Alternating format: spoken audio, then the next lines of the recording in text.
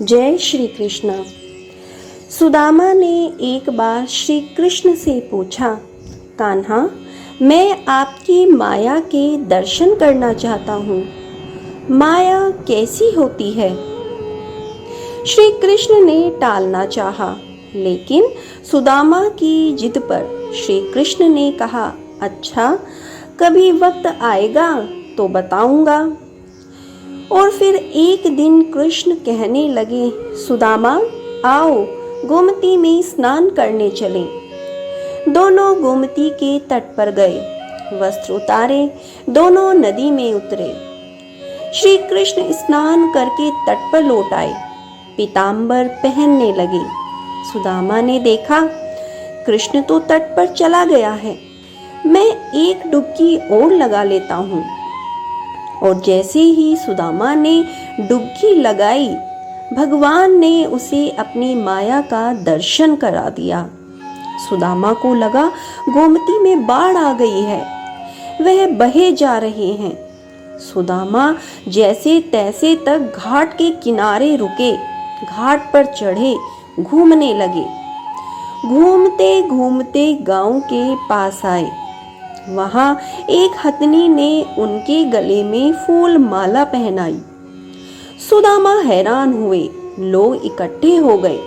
लोगों ने कहा, हमारे देश के राजा की मृत्यु हो गई है। हमारा नियम है, राजा की मृत्यु के बाद हथनी जिस भी व्यक्ति के गले में माला पहना दे, वही हमारा राजा होता है। हथनी ने के गले में माला पहनाई है, इसलिए अब आप हमारे राजा हैं। सुदामा हैरान हुआ, राजा बन गया। एक राजकन्या के साथ उसका विवाह भी हो गया, 2 पुत्र भी पैदा हो गए। एक दिन सुदामा की पत्नी बीमार पड़ गई, आखिर में मर गई। सुदामा दुख से रोने लगा। उसकी पत्नी जो मर गई थी, जिसे वह बहुत चाहता था, सुंदर थी, सुशील थी। लोग इकट्ठे हो गए। उन्होंने सुदामा को कहा, आप रोए नहीं, आप हमारे राजा हैं, लेकिन रानी जहाँ गई है वहाँ आपको भी जाना है। यह मायापुरी का नियम है। आपकी पत्नी को चिता में अग्नि दी जाएगी, आपको भी अपनी पत्नी की चिता में प्रवेश करना होगा। आपको भी अपनी पत्नी के साथ जाना होगा। सुना तो सुदामा की सांस रुक गई, हाथ पांव फूल गए। अब मुझे भी मरना होगा। मेरी पत्नी की मौत हुई है, मेरी तो नहीं। भला मैं क्यों मरूं? यह कैसा नियम है? सुदामा अपनी पत्नी की मृत्यु को भूल गया। उसका रोना भी बंद हो गया। अब वह स्वयं की चिंता में डूब गया। कहा भी, भाई, मैं तो मायापुरी का वासी नहीं हूँ, मुझ पर आपकी नगरी का कानून लागू नहीं होता, मुझे क्यों जलना होगा? लोग नहीं माने। कहा, अपनी पत्नी के साथ आपको भी चिता में जलना होगा, मरना होगा, यह यहाँ का नियम है। आखिर सुदामा ने कहा, अच्छा भाई, चिता में जलने से पहले मुझे स्नान तो कर लेने दो।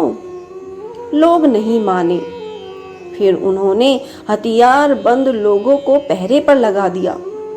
सुदामा को स्नान करने दो, देखना कहीं भाग ना जाए। रह रह कर सुदामा रो उठता। सुदामा इतना डर गया कि उसके हाथ पैर कांपने लगे। वह नदी में उतरा, डुबकी लगाई और फिर जैसे ही बाहर निकला, उसने देखा माया नगरी कहीं भी नहीं। किनारे पर तो कृष्ण अभी अपना पीतांबर ही पहन रहे थे और वह एक दुनिया घूम आया है, मौत के मुंह से बचकर निकला है। सुदामा नदी से बाहर आया। सुदामा रोए जा रहा था। श्री कृष्ण हैरान हुए, सब कुछ जानते थे, फिर भी अनजान बनते हुए कहा, सुदामा, तुम रो क्यों रहे हो? सुदामा ने कहा, कृष्ण, मैंने जो देखा है वह सच था, या यह जो मैं देख रहा हूँ यह सच है? श्री कृष्ण मुस्कुराए कहा, जो देखा भोगा वह सच नहीं था, भ्रम था, स्वप्न था, माया थी मेरी, और जो तुम अब मुझे देख रहे हो यही सच है। मैं ही सच हूँ। मेरे से भिन्न जो भी है वह मेरी माया ही है, और जो मुझे ही सर्वत्र देखता है, महसूस करता है, उसे मेरी माया स्पर्श नहीं करती। माया स्वयं का विस्मरण है, माया अज्ञान है, माया परमात्मा से भिन्न। माया नर्तकी है, नाचती है, नचाती है, लेकिन जो श्री कृष्ण से जुड़ा है वह नाचता नहीं, भ्रमित नहीं होता, माया से निर्लेप रहता है, वह जान जाता है। सुदामा भी जान गया था। जो जान गया वह श्री कृष्ण से अलग कैसे रह सकता है। बोलो राधे राधे।